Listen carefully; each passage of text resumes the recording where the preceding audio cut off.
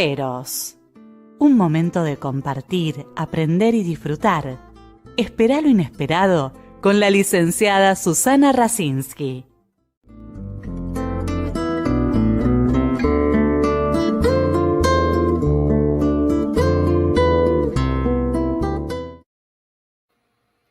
Muy buenas noches. Como habrán visto, nuestro productor comenzó con algo nuevo del programa. Y es un año que tenemos que tener esperanza y ganas de vivir. No tener miedo al cambio. Forma parte de nuestras vidas.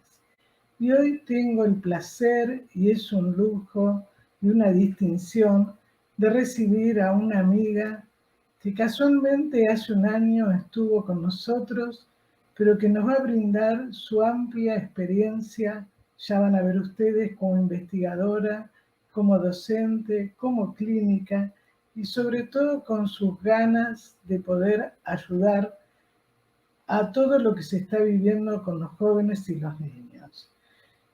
Con una colaboradora que es la directora, es la secretaria, digamos, de la institución, la que organiza todo. Estoy hablando de la licenciada Mónica Toscano de Isabel Totaz. Mónica Toscano, psicoanalista y especialista en adolescencia, miembro de la Asociación Psicoanalítica Internacional IPA y miembro titular de la Asociación Psicoanalítica Argentina. Conferencista en distintos congresos internacionales. Creadora del método Mónica Toscano Prevention in Act. Constituye en París la escuela Método Mónica Toscano Prevention in Act. Ha recibido en noviembre de 1985 el International Clinical Posit por su trabajo Estructura y SIDA, otorgado por la Fundación Freudiana de New York. En junio del 2009, el Premio Ciudadano Europeo, otorgado por el Foro Europa 2001, por su trayectoria y por sus investigaciones en el área de la prevención durante la infancia y adolescencia. Su labor tiene como principal objetivo continuar con el desarrollo de una red de prevención internacional como respuesta ante las situaciones de riesgo que viven cotidianamente los jóvenes. Mónica Toscano Prevention in Act es un método creado por Mónica Toscano para la investigación y formación en la prevención y el análisis de la violencia en sus distintas manifestaciones, desde la infancia hasta la adolescencia. Dicha investigación e instrumentación ha comenzado a desarrollarse a partir de abril del 2000, a través de talleres, seminarios y cursos de capacitación a directores, docentes, padres y alumnos en distintas instituciones educativas.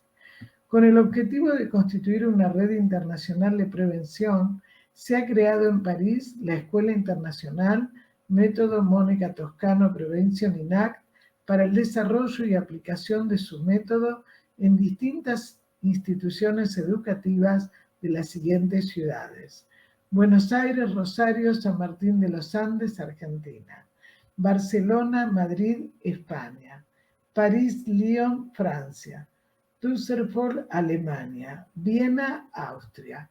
Bienvenida, Mónica. Susana, un placer estar en tu programa, un placer compartir espacios donde se respeta tanto al otro y un placer donde podamos abrir espacios de prevención. Como siempre digo, cuando podemos abrir estos espacios, ya estamos haciendo espacios de prevención. Nos encontramos en un momento muy difícil, muy complejo, y que podamos estar conectados en este gran equipo de trabajo ya es un gran paso hacia la esperanza y hacia la luz. Sí, yo digo siempre que el programa, en el último día, la semana pasada y hoy que es el primero del año 2022, es con los otros, entre nosotros y entre todos, si no, no podemos hacer nada. Imposible, exactamente. Vamos a ver cómo ella le da un enfoque que para mí es fundamental porque venimos trabajando en distintos programas, que no es solo educación y psicoanálisis. Dejo esto porque ella lo va a explicar muy bien. Por supuesto, Isabel, que es la que organiza y dirige toda la institución, pero como yo recién le decía al productor, está desde temprano organizando todo esto porque ella es muy humilde, y yo lo voy a decir públicamente, porque ella nunca quiere aparecer, pero realmente te admiro también, Mónica, porque encontrar una persona así es difícil, porque es muy respetuosa, es muy trabajadora, y además, digamos, es cómo se hacen los equipos. Pero eso también tiene que ver con vos, Mónica. Exactamente. Así que bueno, bienvenidas a la yo me ocupo de la coordinación de la institución, quien la dirige fuertemente desde la praxis y desde toda la conceptualización es Mónica, y para mí es un orgullo, realmente y un honor, todo lo que he podido aprender todos estos años junto a ella y todo lo que me ha transmitido. Así que bueno, agradecerle a Mónica y agradecerte, Susana, también, bueno, este espacio es realmente la preparación allí del programa, todo el diálogo que hemos construido juntas, cómo nos hemos estado hablando placenteramente, eso fue también muy, muy, muy, muy bueno para mí. Gracias. Pero además esto es lo que ustedes, que van a verlo, la audiencia, cómo transmiten esto en el trabajo. Porque si no hay deseo de aprender y de enseñar, y todos aprendemos de todos, entonces en este espacio lo que a mí se ha dado en estos últimos meses un diálogo con la audiencia. Exactamente. A través del chat. Y esto tiene que ver justamente con un tema que hoy va a desarrollar Mónica, que es con el miedo, ¿no? Pero bueno, dejo un poco la duda para que, bueno, la gente después pregunte. Es muy importante, dos palabras, pero muy importantes y muy profundas, la noción de equipo. El equipo se conforma, y te agradezco esto porque me da lugar a poder expandirme un poquito en esta situación. La primera situación que he aprendido y que cada día continuamos construyendo ese aprendizaje es que para armar equipo, el primer punto clave, como en cualquier situación de la vida, es el respeto por el otro. Nuestro trabajo con cada una de las personas que trabajan en el equipo, porque yo soy quien, como he desarrollado desde la clínica, la conceptualización y la interrelación teórico-práctica, quien transmite fundamentalmente los puntos de llegada. Pero hay detrás un gran equipo. Cada escuela en la que trabajamos, Susi, tiene su equipo de trabajo. Cada escuela tiene su trabajo, su implementación del método con sus signos y sus puntos propios. Isabel tiene la virtud de poder ir al llano y compartir y transmitir esto que es el trabajo de investigación que va desde la praxis a la teoría. Nosotros vamos desde lo que nosotros podemos investigar en el terreno, en el campo, a nuestra conceptualización. Con lo cual, por eso, nuestro método es un método popperiano. ¿Qué quiere decir popperiano? Es que vamos a la falsación de todo aquello que vamos descubriendo. Vamos a ver hasta dónde esto se sostiene. No vamos a tratar de ajustar la teoría a la práctica. Esto como un marco nada más, ¿no? Y esto me parece que es lo que nos dijiste dos cosas y entramos en la introducción, ¿no? Que tiene que ver, cuando hay narcisismo, las instituciones no se desarrollan, los equipos no funcionan. Porque eso tiene que ver justamente con tener en cuenta de verdad al otro. Exactamente. Escuchar al otro. Y ustedes en el trabajo que hacen parten justamente de todo eso. Y después lo otro que dijiste también, que no es adecuar a lo que está escrito, ¿no? Viste como en nuestro país y en otros, bueno, a ver cómo lo maquillamos para acomodar. Porque eso se lleva, digamos, a fracasos, ¿no? Los que hemos estado en investigación, ¿cómo se hace? Cuando a veces te dicen muestras que no sabes de dónde las sacan. Claro. De alguna manera, digamos, claro, es una desmentida de la realidad. Pero bueno, las dejo que ustedes se introduzcan en el tema. Es un placer estar en tu casa, bueno, en tu equipo. Gracias.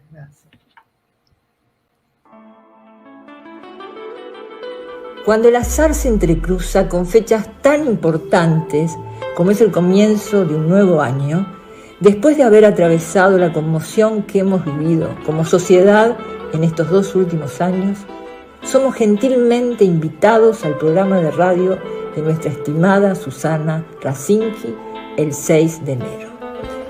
Nuestra tarea de investigación ha comenzado hace ya más de 20 años en el área de la prevención de las diferentes expresiones de violencia que viven los niños y los adolescentes, y mucho antes en el área clínica. Por lo tanto, agradecemos profundamente la invitación de ser convocados para hablar de la infancia y de la adolescencia en el día de la celebración del nacimiento de un hijo. La tradición cristiana denomina Reyes Magos a los sacerdotes eruditos u hombres sabios en el Antiguo Oriente que, según el Evangelio de Mateo, tras el nacimiento de Jesús de Nazaret, acuden desde Oriente para rendirle homenaje. Sabiduría que atravesó mares y culturas para honrar en el nacimiento la importancia de que como adultos redescubramos la luz de lo esperanzador en el respeto fundante que merece la palabra de nuestros hijos.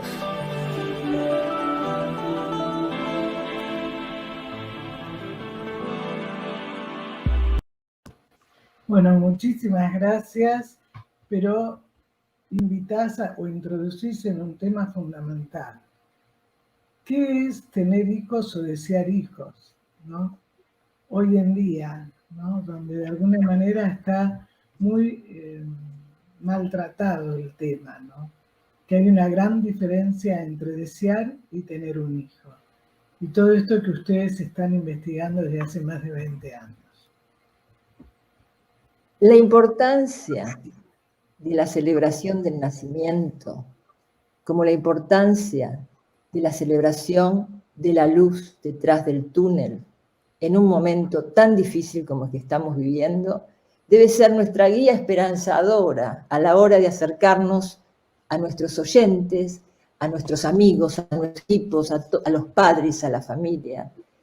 El nacimiento es la posibilidad de gestar y generar desde el deseo algo nuevo en nuestras vidas. Susi, nos encontramos en un momento de mucha convulsión. Nos encontramos en un momento donde, como yo ya he dicho varias veces, para mí nos enfrentamos a un nuevo paradigma. Cuando empezó el milenio, en el año 2000, todos pensamos que iba a haber un cambio sustancial en nuestras vidas, tanto que se gestaron distintas fantasías de distintas cosas a nivel financiero, económico, pero en realidad el milenio con cambios empezó casi como una continuidad del siglo XX.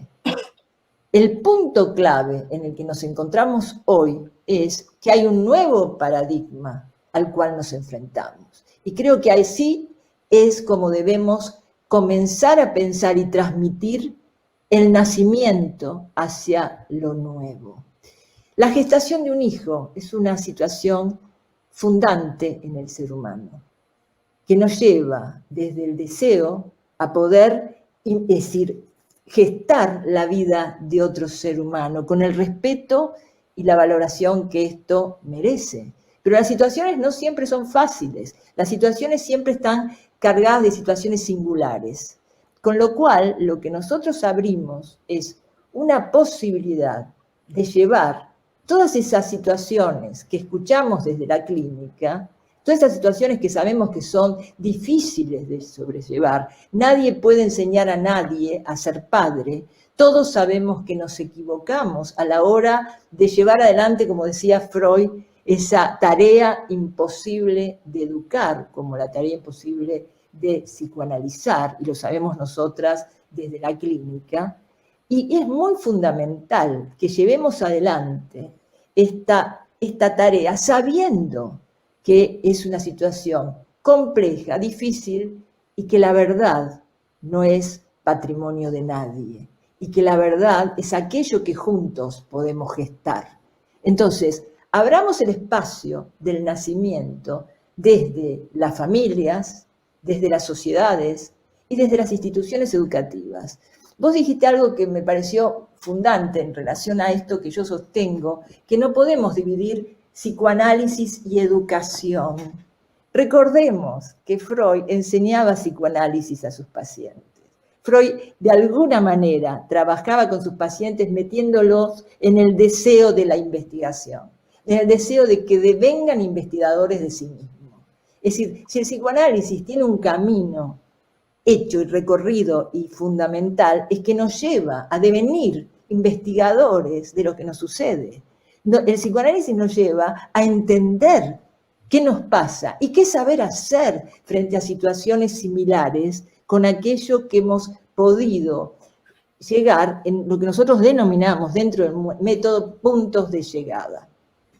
Con lo cual, desde la clínica, en un trabajo profundo con la clínica, yo trabajaba en ese momento en el Hospital Infanto Juvenil, donde llegaban chicos fuertemente golpeados, fuertemente lastimados por sus padres, y bastaba simplemente que el chiquito dijese, me pegó mi papá, para que nosotros podríamos abrir un expediente y podíamos hacer una denuncia.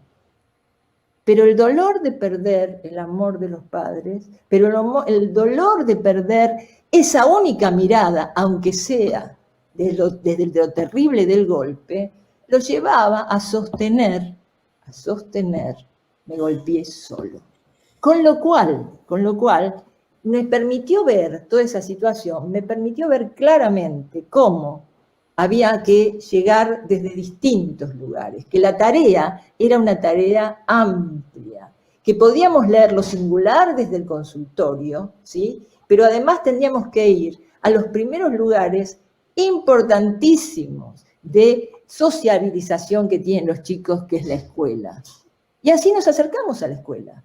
Nos acercamos intentando transmitir nuestra experiencia y sobre todo, como te decía antes, nuestra experiencia práctica en relación a los chicos, aquellos que están tantas horas con los chicos, como son los docentes y como son los directores. Con lo cual, el intento de abrir ese espacio fue dando resultado. Entonces fuimos acercándonos a las instituciones educativas y fuimos conmoviendo la posición del trabajo de los docentes desde el deseo. El deseo de poder ayudar a los chicos. Porque las tareas de prevención, Susana, se viven como transmisión de aprender a gestar situaciones riesgosas. Y lamentablemente, aunque esto es muy importante y se debe transmitir la prevención teórica, no alcanza. Los chicos saben que no deben maltratar al otro. Los chicos saben que pueden lastimar al otro, pero no lo pueden evitar. Nosotros tenemos chicos en distintas sociedades, en distintos medios socioeconómicos, por eso yo quiero ampliar el concepto fundamental de trabajo de prevención.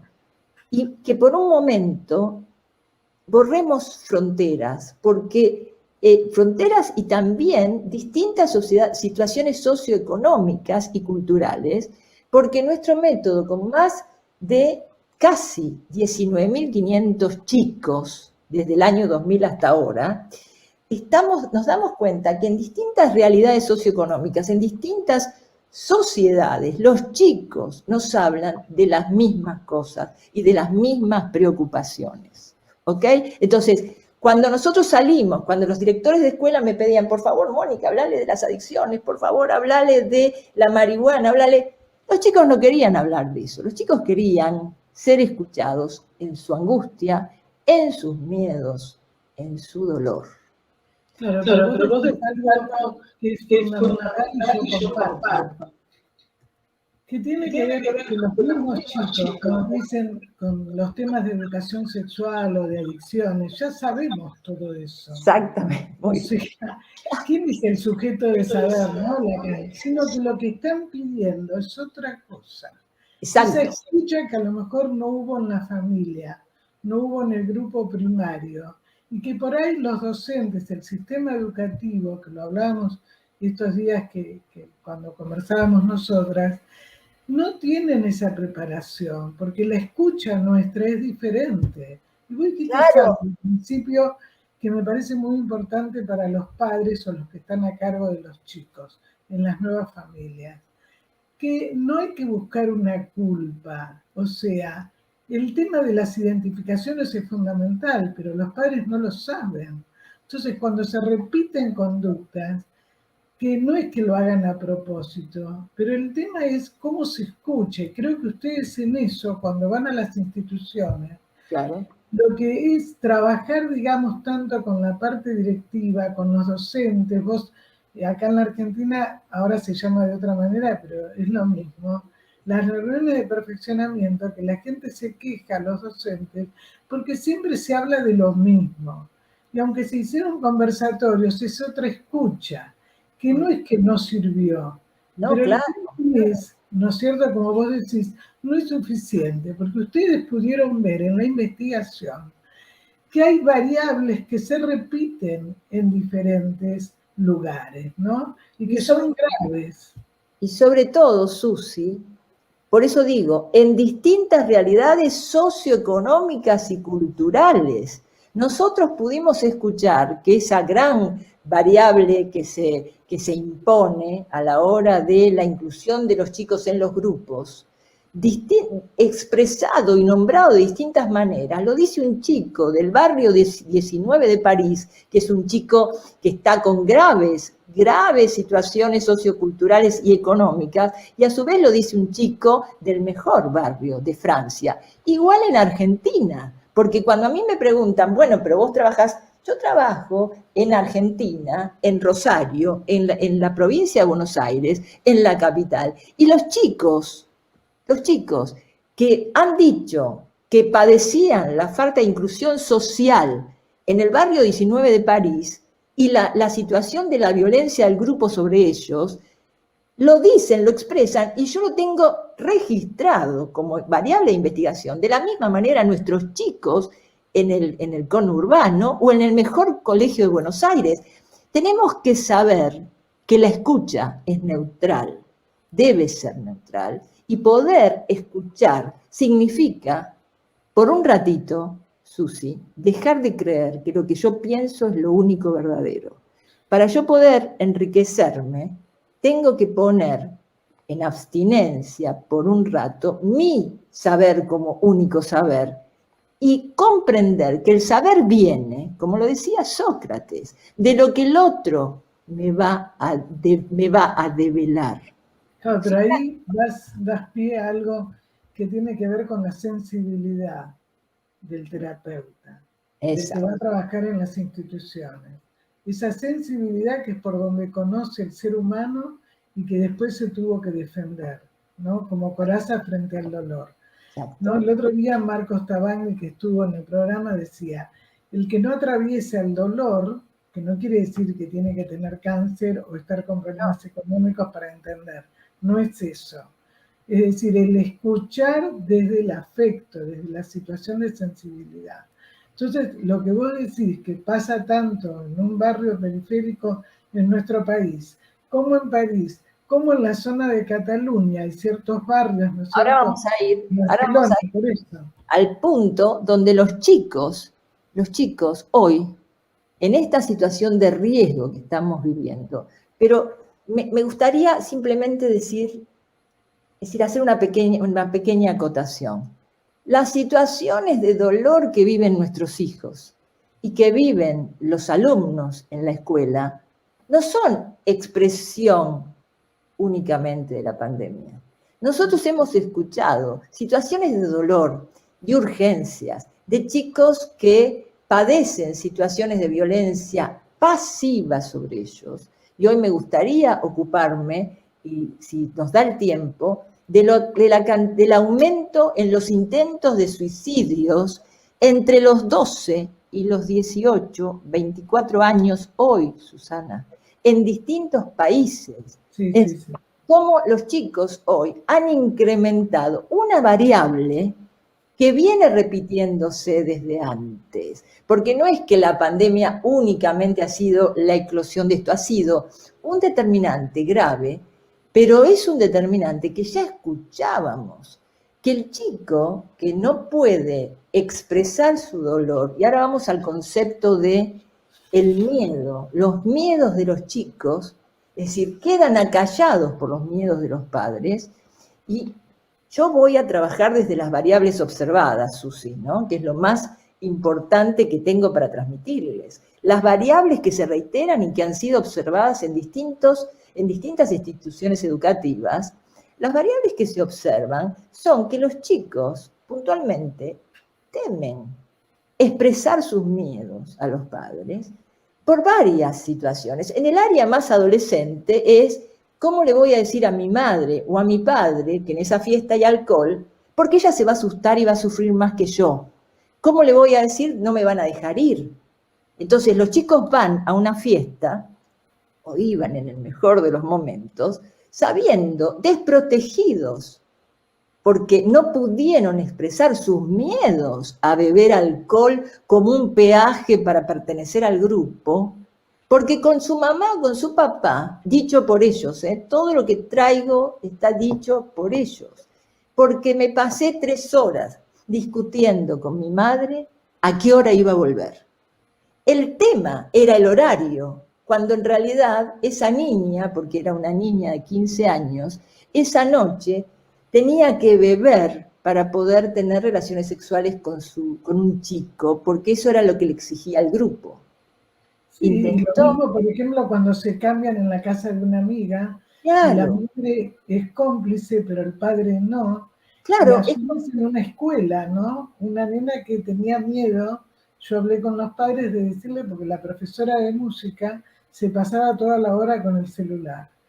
Entonces, en vez de ser música, una clase que pudieran crear y demás, entonces ella la imitaba, dramatizaba, no era escuchada. O sea, en distintos ámbitos, lo que ustedes pusieron, ¿no? El miedo no es escuchado por el miedo de los padres. Pero por muchas situaciones, adultos, ¿no? Claro, pero por muchas situaciones. Una es por el miedo que noto en aquellos, y ahora vamos a ir un momento al concepto de autoridad, aquellos que vos preguntabas qué significa tener un hijo, ¿no? Y qué es asumir el lugar, la función paterna, es una asunción que todos sabemos que es muy difícil, muy compleja, pero que tiene entre sus variables más importantes el dar una respuesta. Porque responsabilidad viene de poder dar una respuesta. Con lo cual, los chicos en una gran cantidad de expresiones dicen: no le digo a mi mamá que cuando iba a jugar al tenis la barrita de al lado me golpeaba, la cantidad de un grupito que lo maltrataba, lo golpeaba, porque ella va a ir y la van a lastimar a ella. Es decir, acallo mi miedo por miedo a los miedos de mis padres. Esa es una. Pero hay otra variable muy escuchada y muy dolorosa, que es el temor a desilusionar a los padres. Desilusionarlos en su mirada hacia mí. ¿Cómo le voy a decir que estoy consumiendo? ¿Cómo le voy a decir que me siento mal? Si ella está mal, si la veo mal con mi papá, si la veo angustiada. Entonces los chicos empiezan a postergar su dolor y su miedo en pos del protagonismo, porque nos pasa a todos. Si nos sentimos mal, no estamos abriendo ninguna situación de juicio, pero sí tenemos que saber, como padres, que los chicos están pasando por su proceso de cambio de pubertad a la adolescencia, por un proceso de cambio siempre con eclosiones y siempre doloroso y traumático, que se ha unido además el incremento del miedo a la muerte, el incremento del miedo a la muerte de los seres queridos, que nosotros escuchamos como variable constante, que sabemos, los analistas, sabemos que los chicos hablan de la muerte de los seres queridos en nuestro consultorio muchas veces. Pero cuando nosotros en nuestro primer paso del método abrimos un cuestionario, una encuesta. En ese primer momento, chicos entre 8 y 9 años, de todas las instituciones educativas, y esto es lo que yo estoy presentando en mi investigación, hablan del miedo a la muerte de los seres queridos. Variables que se juegan, edades 9, 10 años, empiezan a morir los abuelos. Entonces, mi abuelo se muere, se puede morir mi madre. Ese desvalimiento infantil, ¿sí?, se reconstruye, se resignifica. Voy a quedar solo, me doy cuenta que si no están mis padres, ¿qué voy a hacer? Es decir, aquellas situaciones de desvalimiento que han vivido lógicas en la infancia y que han sido procesadas según el espacio afectivo y familiar que han vivido, se resignifican a los 9, 10 años. Y los chicos todos hablan del miedo a la muerte de los seres queridos. Estamos en un proceso, vamos a denominarlo así, normal. Agreguemos a esto la pandemia. Y agreguemos esa variable donde yo puedo estar infectado, puedo estar asintomático, y si abrazo a mi abuela, dicho por los chicos, la puedo contagiar y se puede morir. ¿Se entiende? Entonces, todo esto se agudizó. Se agudizó lo que ya sucedía. ¿Se entiende? Entonces, me parece que es fundamental que podamos pensar, hacer una reflexión sobre el momento que estamos viviendo, acerca de cómo escuchar y cómo mirar a nuestros hijos, ya en épocas de cambio lógicos como son la infancia y la adolescencia, que es nuestro trabajo que hemos hecho hasta el 2019 y que se resignificó con lo que sucede con la pandemia. Los chicos dicen, tengo miedo de contagiar a mi madre o a mi padre porque tengo miedo de que se mueran. Pero también tienen miedo los docentes y también tienen miedo los padres. Entonces, el chico no habla de su miedo, ¿sí?, porque teme postergar, es decir, teme que su madre o su padre se sienta peor. Entonces, nosotros lo que hemos hecho es, y lo que queremos hacer, es reprofundizar estas situaciones donde transmitamos que lo más importante, por supuesto no lo digo yo, lo decía Freud, lo decía muchos psicoanalistas, nuestros hijos no son únicamente por lo que le hablamos, sino también le transmitimos lo que somos y le transmitimos nuestros propios síntomas y nuestra propia neurosis. Con lo cual, este momento es un momento muy determinante, en edades determinantes, como son la pubertad y la adolescencia. Ha aumentado los chicos que llevan adelante lo que nosotros denominamos violencia pasiva, chicos que se autolesionan. Ha aumentado el consumo de alcohol y de droga. Y ha aumentado las autolesiones en niños. Y esto no es un dato menor.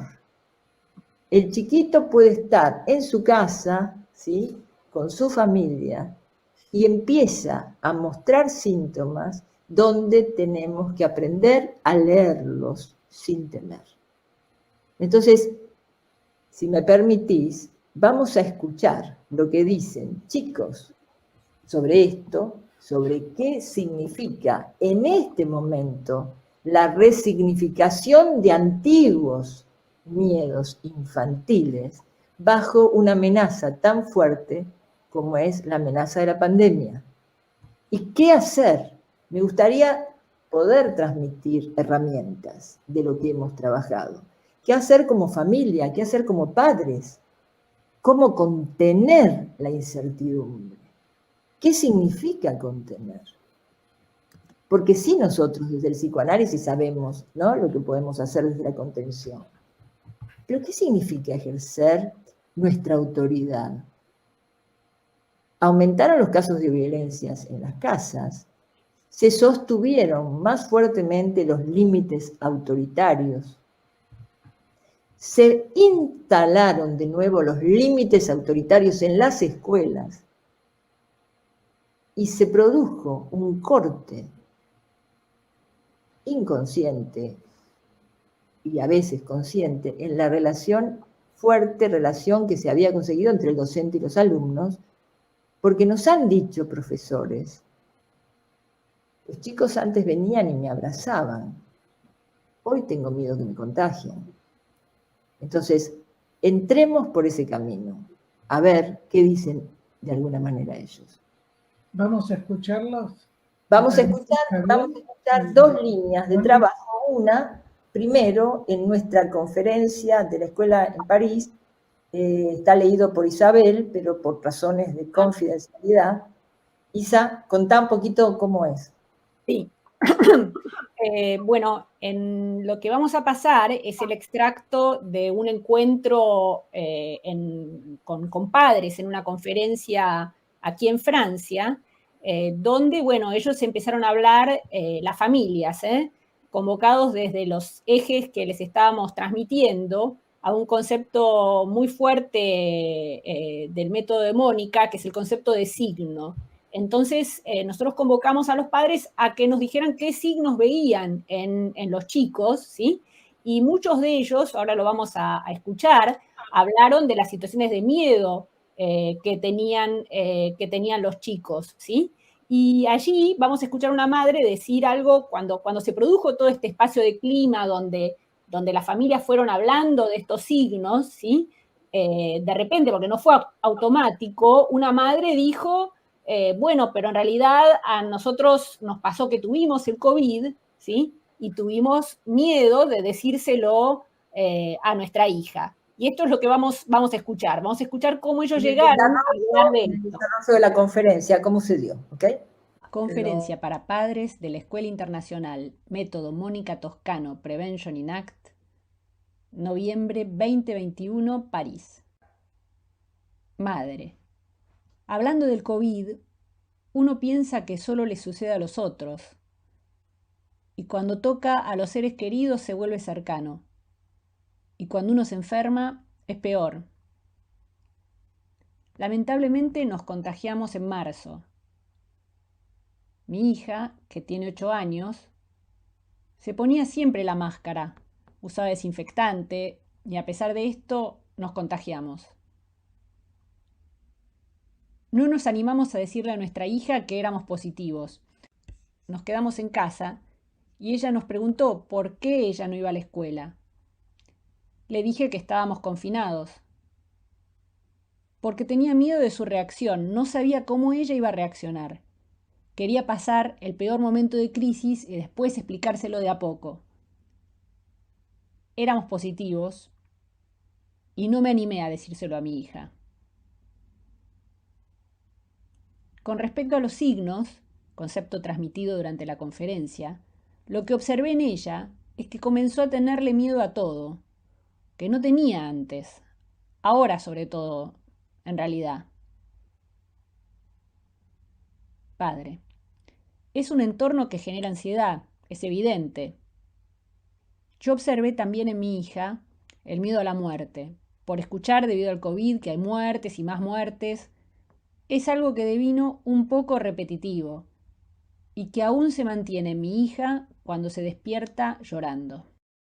Este testimonio, lo que dijo Isabel es muy importante. Los padres no hablan rápidamente de esto. Los chicos tampoco hablan rápidamente de sus miedos. Uno tiene que generar un contexto de confianza y tiene que generar un contexto donde no se sientan traicionados. Este es un punto que parece un punto un poco obvio, ¿no? Pero en las escuelas o en las instituciones educativas, los padres, para poder abrirse a comentar estas cosas, o como pasó en esta conferencia en nuestra escuela, tienen que haber atravesado un punto donde todos pasamos por una situación y todos estamos siendo convocados a ver qué respuesta podemos encontrar. Porque tenemos que dividirlo, para mi modo de trabajar, Susi, en dos situaciones. Una cosa es lo que esta madre expresa y este padre de manera singular. Sin duda, esto dentro de nuestro consultorio lo vamos a leer singularmente. ¿Okay? ¿Qué le pasó a esta madre para no decirle a su hijita que tenían COVID o a este padre. Este es un punto que no podemos descuidar. Pero ¿qué hacemos con esto dentro del marco de las instituciones educativas? Porque si no, quedamos siempre en algo que, lo tengo que decir como psicoanalista que escucho todo el tiempo. Las escuelas dicen, pero ante cualquier situación los analistas nos dicen, hagamos una derivación. Claro que es importante hacer una derivación, fundamental, pero tenemos que empezar a abrir espacios de herramientas en el día a día de nuestros padres, de nuestras familias, de nuestros docentes. No sé si se entiende. ¿Qué respuesta le damos desde nuestra investigación, que no sería una opinión, sino sería un punto de llegada de este grupo? En este grupo, ¿sí? ¿Querías decirme algo? Sí, no, que lo que vos decís es fundamental, porque justamente nosotros sabemos que sí, por ahí, por qué la mamá tenía miedo a la muerte, sus historias personales, subjetivas. El tema es, en ese momento, ¿cuántos otros padres tuvieron miedo? Entonces, cuando de alguna manera se les permite, se los habilita a lo que a lo mejor en su historia no pudieron, tanto docentes, directores o los que estuvieran, ¿no? En ese momento, la persona se siente aliviada, porque así como el chico dice, ahora me pregunta, porque ella tiene tiempo, pero no se dio cuenta antes. Claro. Entonces, si no caeríamos en lo mismo. No todo el mundo puede ir al consultorio. En este momento yo creo que es fundamental el trabajo en grupo, el trabajo con las fundamental lo que nosotros trabajamos en el método, para nosotros que nos da resultado, por supuesto, nosotros como siempre decimos, el método lo podés tomar, trabajar, ¿sí? Desde tu deseo. Pero lo más, es decir, y lo que nosotros notamos es que la gente que lo está llevando adelante, se le genera el deseo de saber sobre lo que le pasa al otro. Pero fíjate qué interesante, nosotros trabajamos la generación del discurso grupal, esto que decís. La generación del discurso grupal se da en los chicos. Es maravilloso escuchar, te digo, ya te voy a invitar, y voy a invitar a todos aquellos que quieran, por supuesto, escuchar cómo los chicos generan un discurso grupal. Fíjate, en un momento hablan cada uno, sí, porque Juan me dijo esto, Pedro me dijo lo otro, y en un momento empiezan a retomar chicos de 7, 8 años lo que dijeron sus compañeros.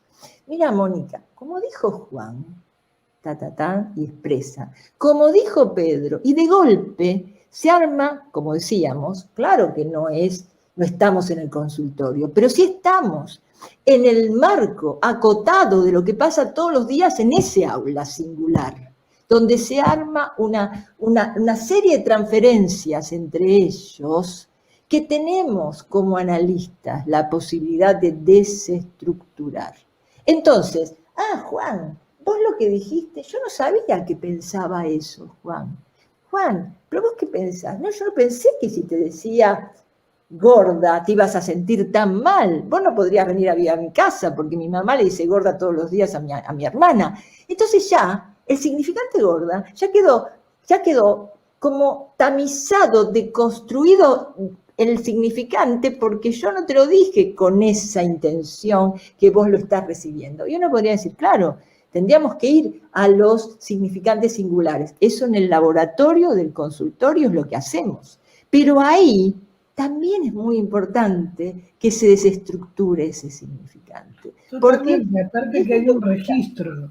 Cuando los chicos te dicen, Juancito dijo esto, ese registro que a lo mejor falló en otros ámbitos, en ese momento ayuda mucho más que lo que el terapeuta le pueda decir, porque es un compañero, es un colega, es un par. Es un par. Totalmente, es cómo nosotros lo trabajamos, porque en esto creo que es importante destacar que cuando ustedes hacen la investigación, toman variables, y lo que se entiende en un método de investigación, lo que son las variables. Claro. Para ver qué es lo que se pondera más. Ayer cuando hablábamos con vos, me hiciste recordar a estadística, ¿no? O sea, ¿cuál es el modo? ¿Qué es lo que aparece más? Y sobre eso ustedes hacen las estrategias.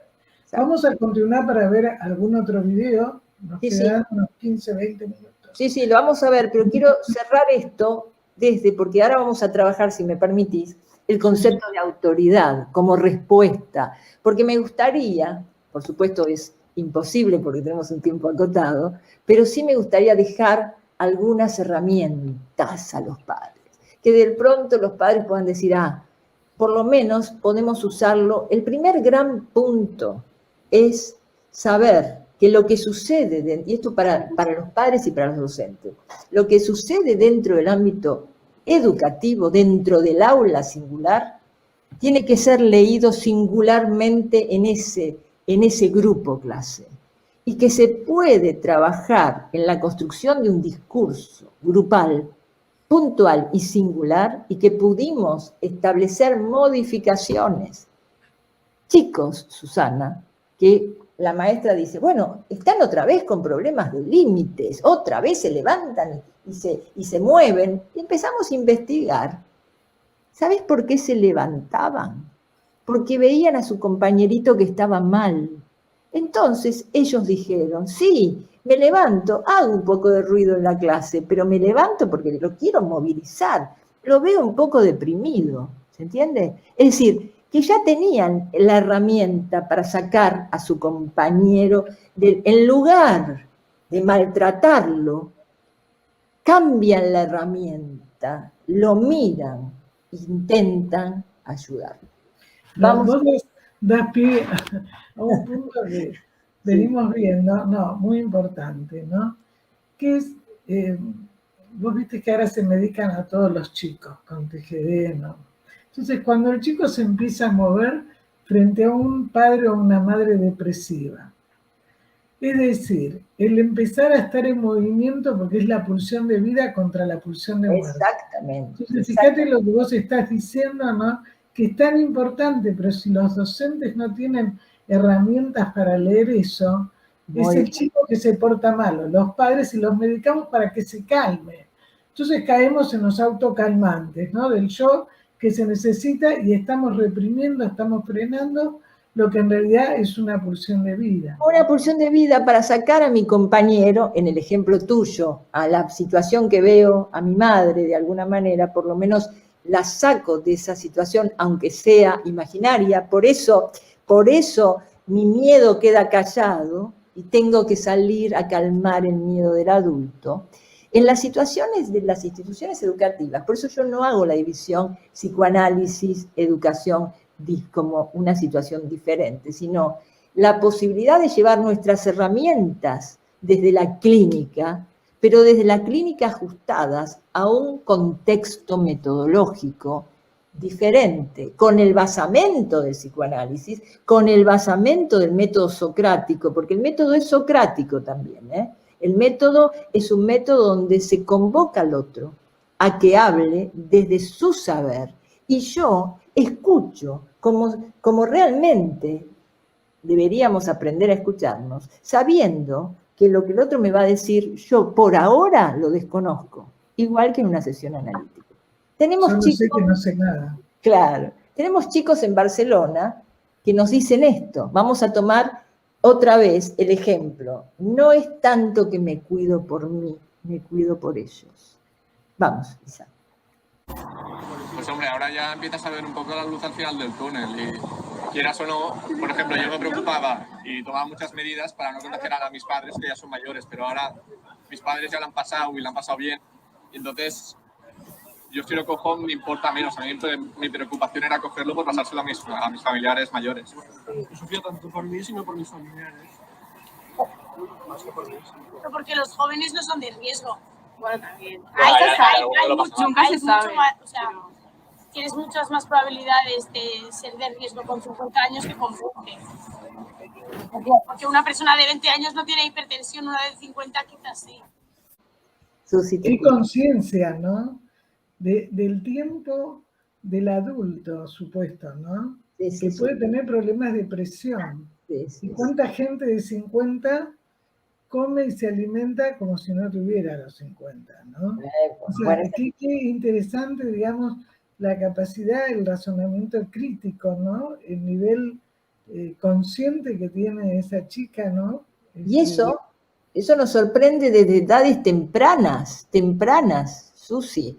chicos que estamos hablando del fumar, 12, 13 años, levantar la mano y decir, mi abuela fuma todo el día, ¿cómo puedo hacer para ayudarla? ¿No? Es decir, cómo el chico, cuando empieza a tomar ese punto que es el conocimiento sobre lo que le sucede, porque no quiero dejar de decir, tomándolo desde el deseo, no se puede avanzar, y lo sabemos desde la clínica, no se puede avanzar en ningún trabajo de modificaciones, de cambio, si no se instala la capacidad de generar el deseo de investigación sobre sí mismo. El grupo tiene que devenir investigador de lo que le sucede. Y esto los chicos lo empiezan a nombrar. Mirá, nos pasó esto, salimos al patio y nos golpeamos, y no sé por qué nos pasó. Ese no sé por qué no nos pasó es el primer momento de investigación. Chicos que están jugando, o estaban en ese momento jugando a la pelota, y el chico que estaba pateando al arco, estaba pateando y decía, bueno, vas a ver, le decía a otro grupo, ¿no? Lo voy a matar a pelotazos. Y el chico del arco, que había pasado por nuestro trabajo, le dijo, para, ¿te pasa algo? ¿Por qué estás tan nervioso? Y la directora no lo podía creer, que el chico, en lugar de entrar en la provocación de violencia, pare la situación y diga, no entiendo lo que te pasa, quiero ayudarte a que te preguntes qué te sucede. Por eso es un trabajo lento, el que tenemos que hacer como en un proceso analítico, pero sí sabemos que las herramientas, cuando nosotros le podemos transmitir a los padres y a los docentes la posibilidad de investigar por qué me pasa esto, y pueden hablar, entonces pueden ejercer lo que nosotros denominamos el concepto de autoridad. ¿Qué es el concepto de autoridad? Porque me parece muy importante, tomando tu pregunta del comienzo, de qué significa tener un hijo. Por supuesto que todos tenemos una respuesta singular, cada uno dará sus razones. Pero me parece que la función paterna, como la materna, por supuesto, cuando hablo en confluencia, es la posibilidad de ejercerla sabiendo que es muy difícil, sabiendo, como dije antes, que nos vamos a equivocar, pero que nos permita conocer nuestras limitaciones. La autoridad empieza conociendo nuestras limitaciones. Nuestras limitaciones a la hora de dar una respuesta a un hijo. Si el chico me cuenta que tiene miedo porque esta nenita, esta chiquita, sí, con la de los padres que no le dijeron lo del COVID, tuvo terrores nocturnos hasta ese momento y no había manera de que la chica pudiera dormir sola sin ir a corroborar si la mamá estaba viva o no, ¿ok? Porque era la que tenía COVID, ¿se entiende? Entonces, cuando nosotros ejercemos la autoridad, esa función de autoridad no es una función, por supuesto, y ya lo hemos dicho muchas veces, que tiene que ver con el autoritarismo, porque el autoritarismo tiene que ver con una ley caprichosa. El autoritarismo tiene que ver con creer que yo soy la ley y vos haces lo que yo quiero porque yo lo digo. En cambio, la autoridad, y me parece fundamental a la hora de transmitírselo a nuestros hijos, es aquello donde nos sometemos todos a una ley. Tanto los chicos en su lugar de hijos como los padres en su función de padres. Nosotros tenemos que transmitir a nuestros hijos para que se sientan contenidos la noción de ley, de reglas. Y claro, lo que ocurre cuando vos decís eso, muchas veces los padres se ponen a la par, como chicos caprichosos. Vos me hiciste esto, yo te hago lo otro. Claro. Cuando la autoridad es protección. Claro. La autoridad tiene que ver justamente con los derechos y obligaciones. Esto se ve muchísimo con el orden de la casa, la limpieza, la comida. Pero la autoridad calma los miedos, discúlpame, Susi, calma los miedos. Porque protege, por eso digo, alivia. Claro. Cuando el chico se siente con la autoridad de los que lo supuestamente cuidan, se alivia. Pero cuando nosotros ponemos un límite ordenador, que son los límites, los chicos se calman. Por eso tenemos que diferenciar entre los límites autoritarios, los límites que ordenan. ¿Por qué? Porque los chicos, ¿sabes qué nos dicen? Susi, nosotros queremos que nos digan hasta dónde podemos llegar. Chicos de 16 años, que vos decís, ¿cuándo van a decir eso? Yo necesito que mi mamá o mi papá me diga hasta dónde, pero no, si yo le digo que tengo miedo, aumento sus miedos, y entonces lo que sigue es, les tengo que mentir o tengo que acallar mis miedos. Pero para cerrar el concepto de autoridad, me parece fundamental que lo podamos unir, como dijiste bien, al concepto de ese concepto donde no estamos, en la autoridad nos está a la par, porque a la par, y lo dicen ellos, los chicos, vos sabés que una de las cosas que se escucha, otra variable que se escucha es, viste, no solamente el enfrentamiento edípico con el padre, que a los 7 años es un héroe y a los 15 años del chico es un payaso, en esa competencia edípica. No, se agregó otra variable. La necesidad de una autoridad que parece habérseles diluido. Necesitan que se ejerza ese lugar de función paterna. Entonces, la autoridad es contención con respeto. La autoridad son límites ordenadores. La autoridad los calma. Entonces, ¿qué le podemos decir a los padres?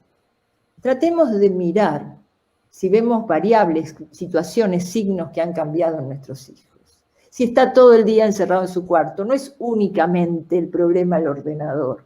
Así comienzan situaciones de depresión. Si le ha cambiado el humor, antes decíamos cuando venía de la escuela, ahora escuchamos chicos que quedan absolutamente abúlicos después de una clase por Zoom, y uno podría decir, bueno, está agotado, es una manera distinta. No, hoy se ejercen situaciones de acoso por Zoom.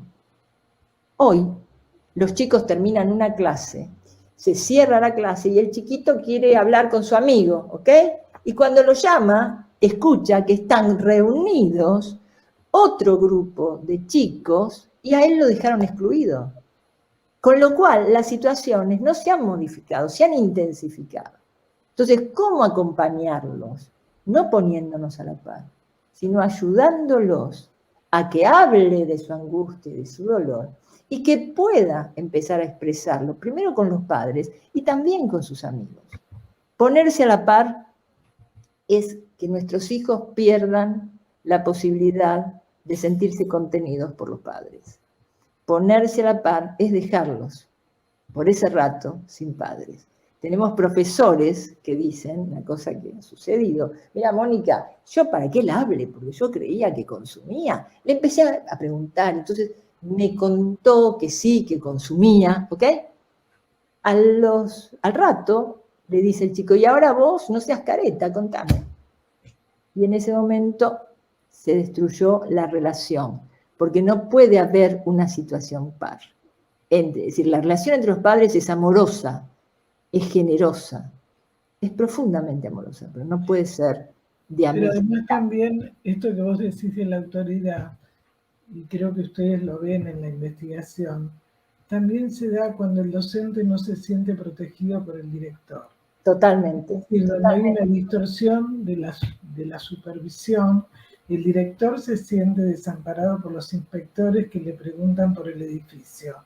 Y entonces se distorsiona a ver cómo ayudo al docente a trabajar con las problemáticas que hay en este momento. Pero además la desautorización, Isa, la desautorización que hemos visto y escuchado en tantos colegios, docentes que dicen, ¿cómo vuelvo al curso?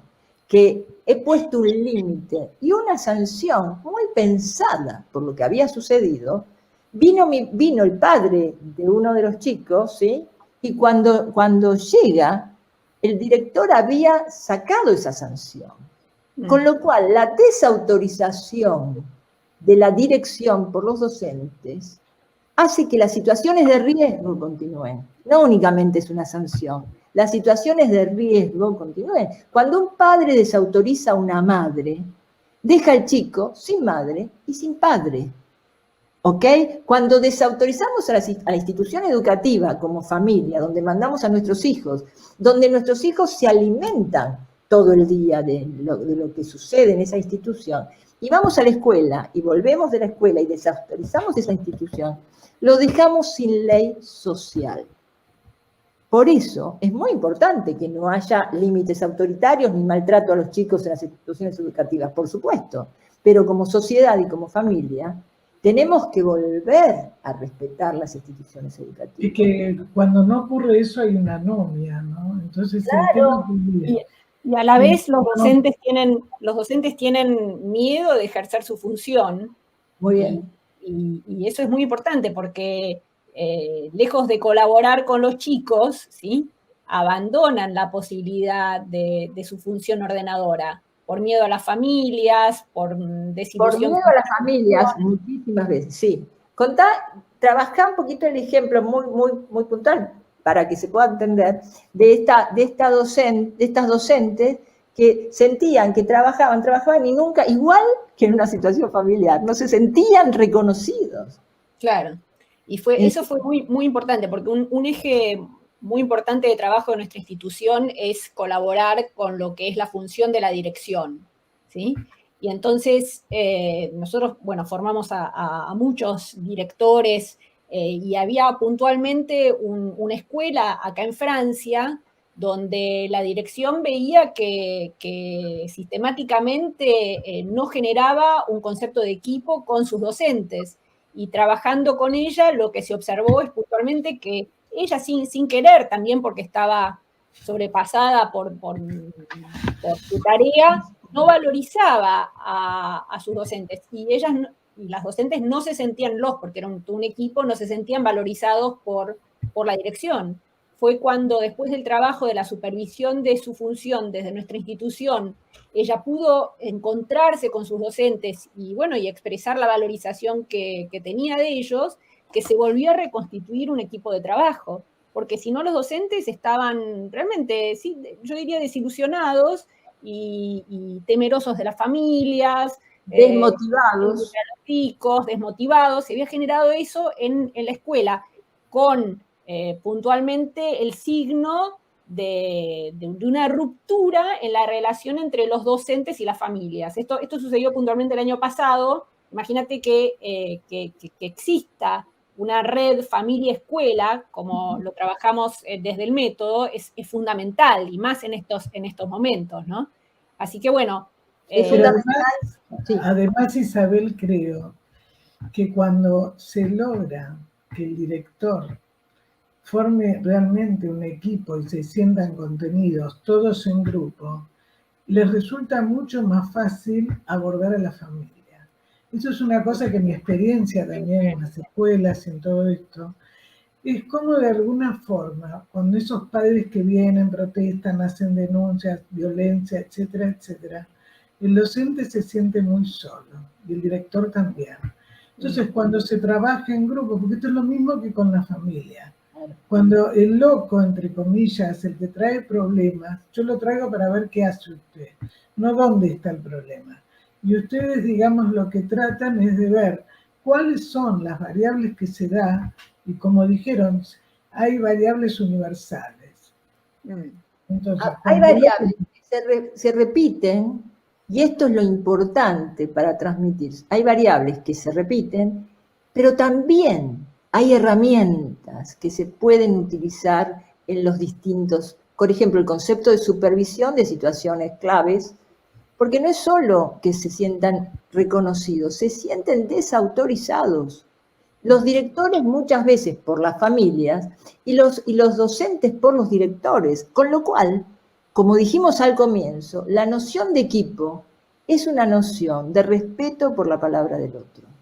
Y como sociedad tenemos que tomar ese concepto de autoridad como respeto. Yo no tengo mejor autoridad si solo se habla mi verdad. Yo tengo autoridad si puedo reconocer la verdad del otro.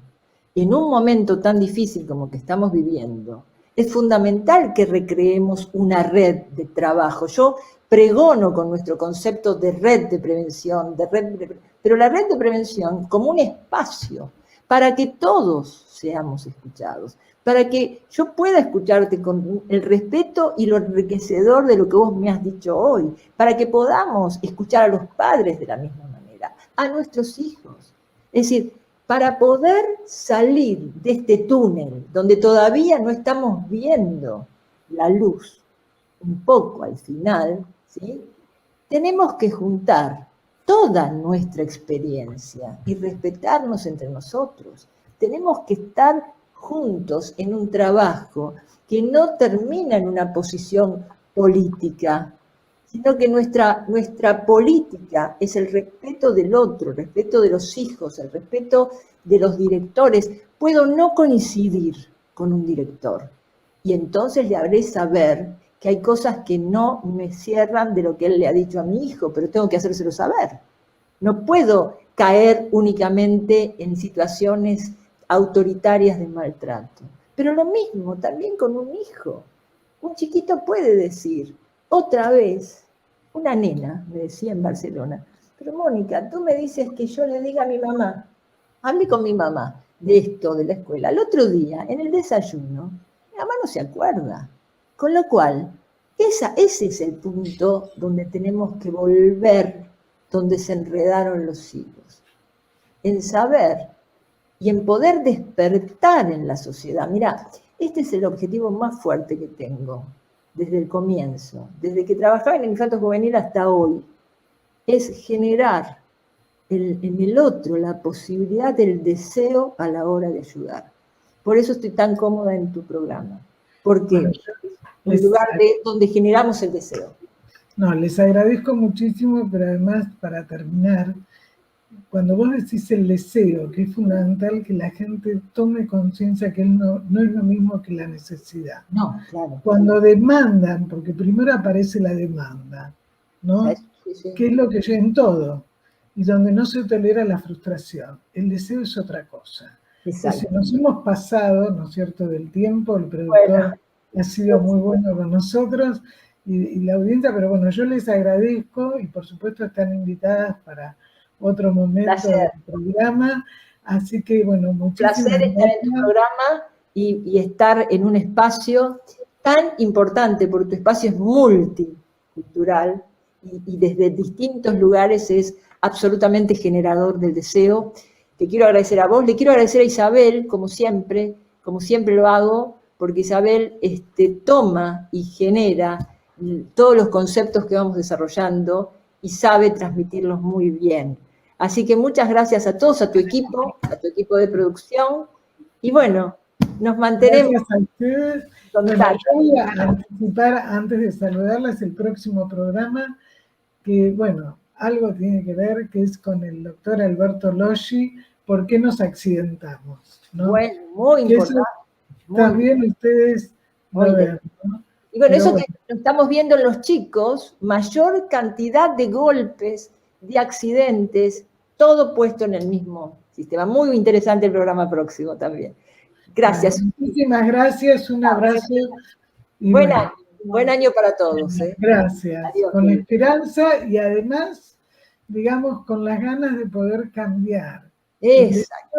Porque esto es fundamental. Y si nos podemos hacer esta pregunta, ¿no? Si podemos llegar a ser, como lo hacemos tanto en la clínica, investigadores de lo que nos sucede, también llevarlo a las escuelas, que podamos hacer de cada situación una pregunta, un cuestionamiento. Pero vos dijiste algo en una charla previa que tuvimos, que la escuela es una segunda vuelta. Es un segundo escenario.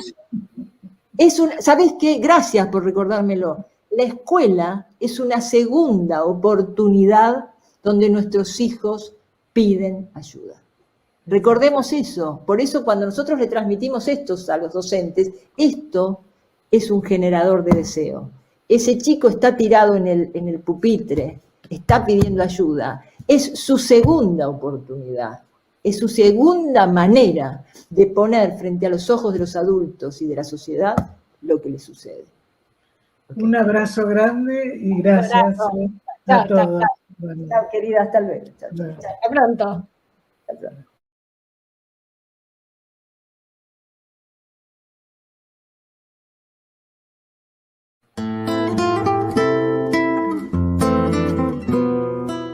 Sin peros. Un momento de compartir, aprender y disfrutar. Espera lo inesperado con la licenciada Susana Rasinski.